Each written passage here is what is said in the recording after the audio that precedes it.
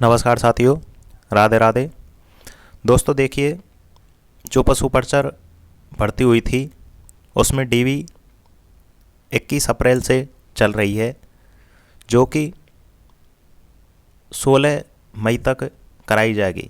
यानी 15 मई तक तो जो आपको डेट दी गई हैं उन्हीं छात्रों की कराई जाएगी, और 16 तारीख को जो छात्र 15 तारीख तक नहीं आ पाए, जो किसी कारणवश एब्सेंट रहे थे, उनकी 16 तारीख को कराई जाएगी। तो दोस्तों देखिए, इस भर्ती परीक्षा प्रक्रिया में जो डीवी चल रही है उसमें छात्रों को हर यूट्यूब चैनल पर अलग अलग चीज़ें बताई जा रही हैं। यानी आपको क्या साथ लेके जाना है, क्या नहीं लेके जाना है, यूट्यूब चैनल वाले अपने हिसाब से सबको बता रहे हैं। तो दोस्तों देखिए, आप उनको देखकर भ्रमित ना हो। देखिए, जो इस डीवी में शामिल हुआ है वही आपको अच्छी प्रकार से बता सकता है कि उनसे वहाँ क्या क्या डॉक्यूमेंट्स मांगे गए और उनके सामने कौन कौन सी वहाँ समस्याएं आई थी।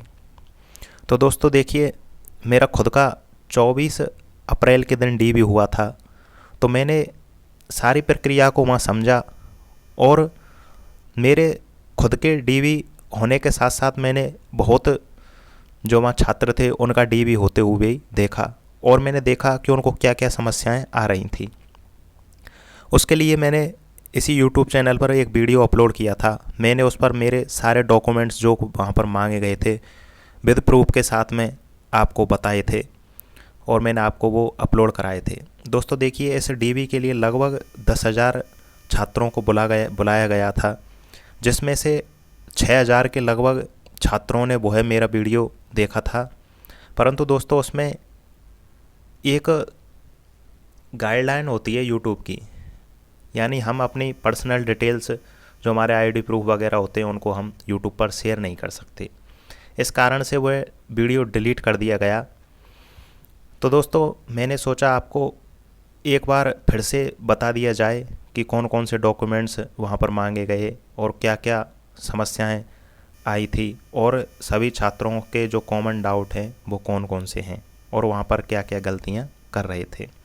तो मैंने उसके लिए आपको एक वीडियो अपलोड कर रखा है, आप उसमें जाकर आप उसको देख सकते हैं कौन कौन से डॉक्यूमेंट्स मांगे गए हैं। इसके अलावा जो भी आपके डाउट हैं वो इस वीडियो के माध्यम से सारे क्लियर हो जाएंगे। देखिए, इसमें मैं आपको बताऊंगा कि आपका सिलेक्शन कौन सी रैंक तक हो सकता है, यानी आपकी कौन सी रैंक है वहाँ तक आपका सिलेक्शन हो जाएगा। सबसे पहले दोस्तों, इसमें देखिए पहला डाउट है बच्चों का, वो पूछ रहे थे, कमेंट्स में भी बहुत कमेंट्स आए कि सर एब्सेंट रहे स्टूडेंट का क्या होगा। तो दोस्तों देखिए, यदि आपका 15 तारीख तक डॉक्यूमेंट्स वेरिफिकेशन था और आप किसी कारणवश वहाँ पर पहुँच नहीं पाए, तो आप निराश ना हों और ना ही आप किसी यूट्यूब चैनल वाले की बातों में भ्रमित हों।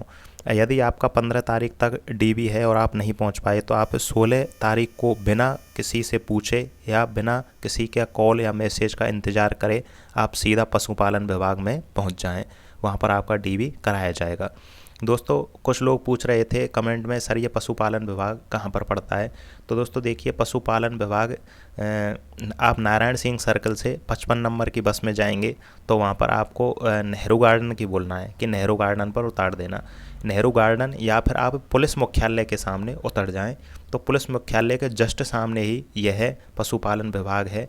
वहाँ पर अलग अलग शाखाएं बनी हुई हैं। वहाँ पर गौपालन विभाग अलग है, पशुपालन विभाग में अनेक डिपार्टमेंट हैं जहाँ पर आपकी डीवी होगी। वहाँ पर लिस्ट चिपकी हुई है, आपका जिस भी डिपार्टमेंट में डीवी हो आप वहाँ पर चले जाएं।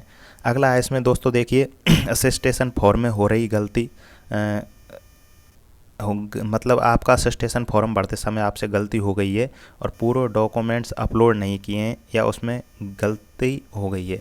यानी आपने असिस्टेशन फॉर्म जब भरवाया तो उसमें आपके नाम में कोई भी त्रुटि हो गई है, आपके नाम में या आपके पिता के नाम में या आपकी माता जी के नाम में, डेट ऑफ बर्थ में, आपकी क्वालिफ़िकेशंस में कोई भी त्रुटि हुई है, तो इसका दोस्तों एक ही सॉल्यूशन है वहाँ पर बहुत ऐसे स्टूडेंट थे जिन्होंने असिस्टेशन फोरम में अनेकों गलतियाँ की थी। तो दोस्तों उसका सबका सॉल्यूशन वहाँ पर एक ही था, आप उसका एफिडेविट बनवा के ले जाएं। यदि आप एफिडेविट बनवा के नहीं ले गए तो आपको वहाँ पर भी एक एफिडेविट बनाने वाला मिल जाएगा, वो आपका एफिडेविट बना देगा।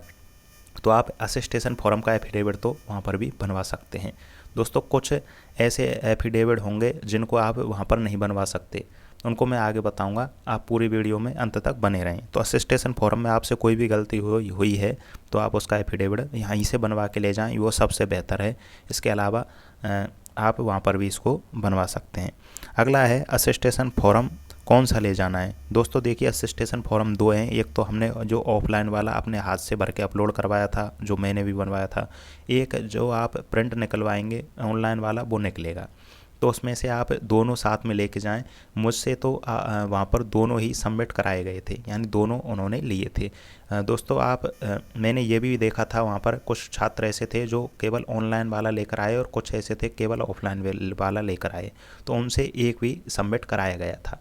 तो आप इसकी टेंशन ना लें कि आपसे कौन सा लिया जाएगा, आप जो दोनों में से जिस पर भी मोहर लगी होगी आपसे, आप वो वही वहाँ पर आपसे ले लिया जाएगा। अगला देखें, क्या ऑनलाइन वाले पर असिस्टेशन फॉर्म पर मोहर लगवाना ज़रूरी है। तो दोस्तों देखिए इस पर मोहर लगवाना बिल्कुल ज़रूरी है। आपसे मैं सलाह देना चाहूँगा कि आप ऑनलाइन वाले और ऑफलाइन वाले दोनों ही साथ लेके जाएं और दोनों पर मोहर लगवा के ले जाएं रजिस्टर्ड ऑफिसर की। यदि आपके पास में ये दोनों होंगे तो आपसे वहाँ पर कोई भी परेशानी नहीं आएगी और ऑनलाइन वाले पर आपको मोहर लगवानी है। फिर भी आप नहीं लगवा पाए किसी कारणवश, या फिर आप लगवा ही नहीं सकते हैं अब आगे, तो कोई टेंशन लेने की बात नहीं है, वो ऑफलाइन वाला भी वहाँ पर जमा कर लेंगे। अगला है, क्या 10th की मार्कशीट लगाएं या फिर सभी क्वालिफ़िकेशंस लगाएं। दोस्तों इसमें बहुत डाउट था, छात्र इसमें पूछ रहे थे मुझसे, कमेंट बॉक्स में भी पर्सनली फ़ोन कई आए तो वो पूछ रहे थे कि सर इसमें क्या 10th तक की मार्कशीट लगाएं या फिर सारी क्वालिफ़िकेशंस हमने जो जो कर रखी हैं वो लगाएं। तो दोस्तों इसमें आपको केवल उतनी ही क्वालिफ़िकेशंस की मार्कशीट लेके जानी है। यहाँ पर साथ आप सबको लेके जा सकते हैं, परंतु जो डॉक्यूमेंट्स लेके जाएंगे जो वहाँ पर आपको सबमिट कराने हैं, उनमें आप जो आपने असिस्टेशन फॉरम में और जो स्कूटनी फॉरम भरा है उसमें जितनी आपने क्वालिफ़िकेशंस दर्शाई हैं उनकी मार्कशीट आप लेके जाएं और वही आपको उसमें लगानी है। अगला है इसमें सर क्वालिफ़िकेशंस तो हमने उसमें बीए या बीएससी बीकॉम वगैरह तक की दर्शाई है, उसके अलावा जो जारी करने की तिथि होती है उसमें हम किसकी वो भरें, मतलब जारी करने की दिनांक उसमें किसकी भरें, 10th की भरें, 12th की भरें या फिर बीए बीएससी वगैरह किसकी भरें। तो दोस्तों देखिए उसमें मैंने भी अपनी बीएससी तक की क्वालिफ़िकेशंस उसमें लगाई थी, परंतु वहाँ पर जब मैंने पूछा उसमें सर आपको इसमें डेट कौन सी भरनी है हमें सर, तो उन्होंने कहा कि आप उसमें 10th तक की जारी करने की डेट भरें, यानी आपकी 10th की मार्कशीट में जो जारी करने की डेट है आप उसे ही भरें। अगला डाउट था, कई छात्रों ने पूछा था कि सर हमारी 10th की मार्कशीट खो गई थी, तो उसमें जारी करने हमने दोबारा मार्कशीट निकलवाई तो उसमें जारी करने की दिनांक 2 लिखी हुई हैं, तो उसमें से हम कौन सा भरें। तो दोस्तों मैं आपको बताना चाहूँगा उसमें से आप अपनी पुरानी जो जारी करने की तिथि थी उसको ही उसमें भरें। अगला है, क्या संतान संबंधी शपथ पत्र सभी को लेके जाना है।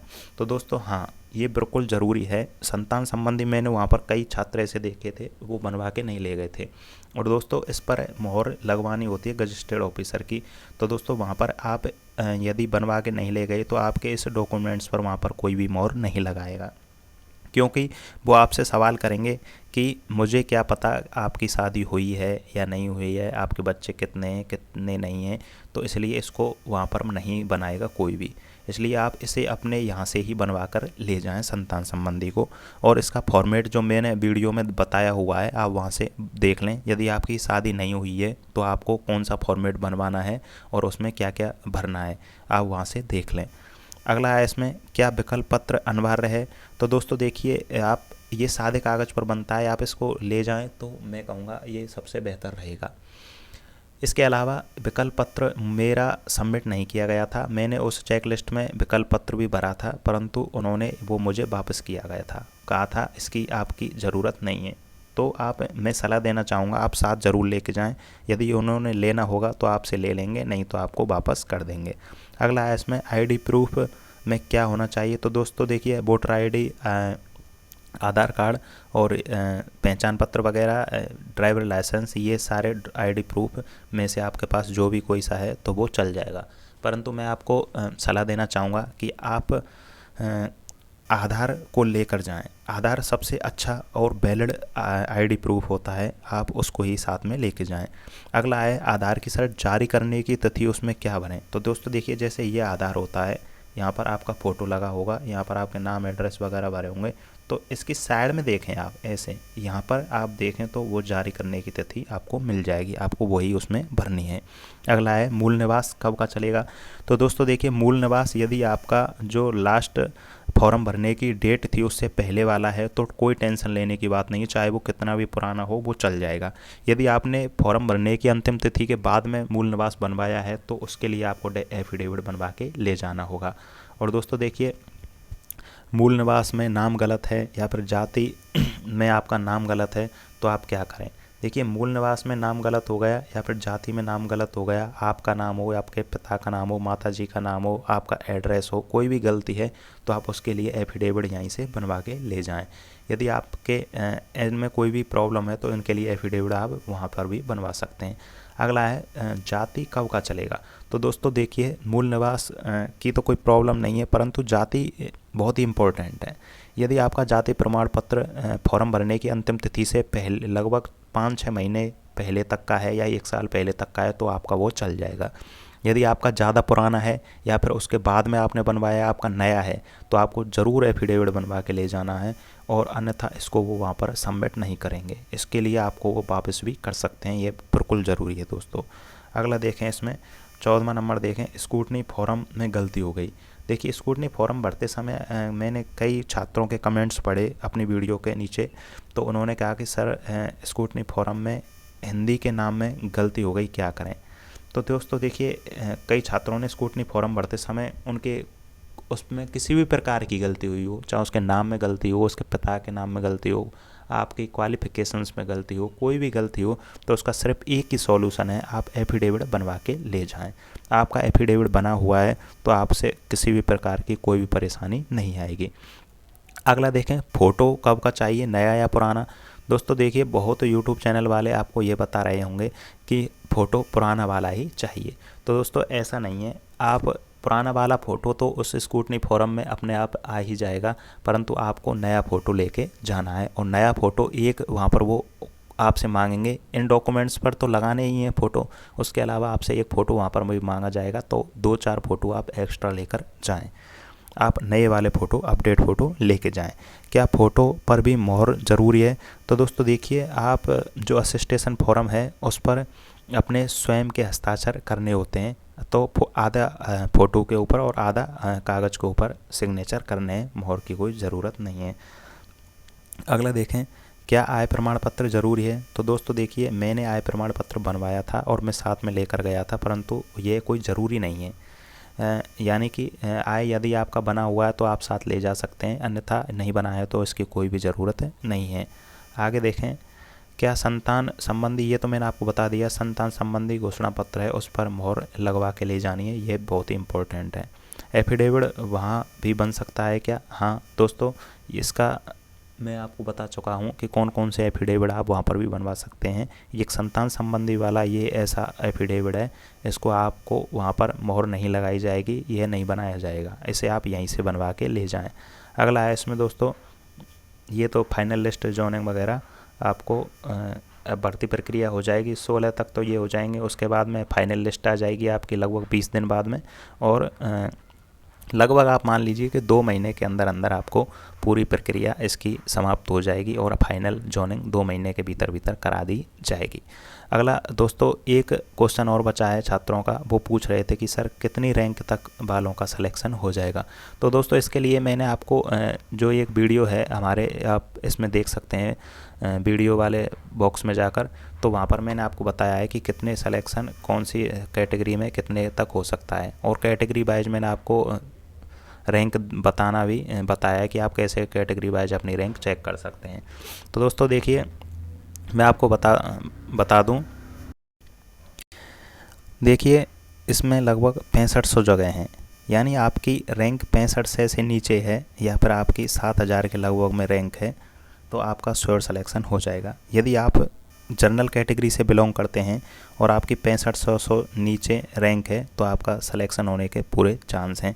और यदि आप अन्य कैटेगरी से हैं तो दोस्तों आप अपनी मैं आपको प्रक्रिया बताता हूँ आप कैसे इसका अंदाज़ा लगा सकते हैं। जैसे देखिए ये लिस्ट थी जो रैंक वाली थी, उसमें आपको रैंक वाइज दिए हुए थे कि आपकी रैंक कौन सी है सभी कैटेगरियों की। तो आप उसमें से जैसे जर्नल वाले स्टूडेंट को हटा दें, जर्नल वाले स्टूडेंटों को हटाकर जितनी जगह हैं जर्नल की उनको हटाकर आप अपनी कैटेगरी में अपना नंबर गिन लीजिए, यानी आपका कौन से नंबर पर आपका रैंक आई है। उसके अलावा आप अपनी कैटेगरी में ये देखें कि कितने छात्र हमारे कैटेगरी में, जगह कितनी है, यानी जगह कितनी है। उसके अलावा आप अपनी कैटेगरी में अपनी रैंक गिन लीजिए तो आपको अंदाज़ा लग जाएगा कि आपका सिलेक्शन होगा या नहीं।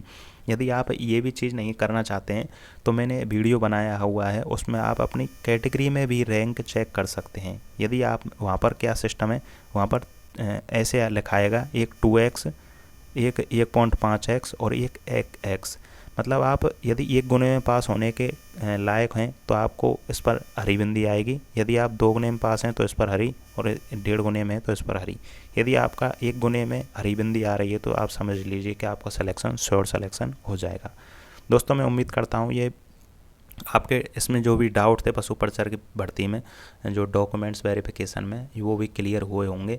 इनके अलावा यदि आपकी कोई भी डाउट है तो आप कमेंट बॉक्स में मुझे बता दें, मैं उसको आपको वहाँ पर आंसर दे दूँगा। यदि आपको फिर भी कोई प्रॉब्लम होती है तो उसके लिए मैं वीडियो आपको अपलोड करा दूँगा, आप वहाँ से उनको अपने डाउट्सों को क्लियर कर सकते हैं।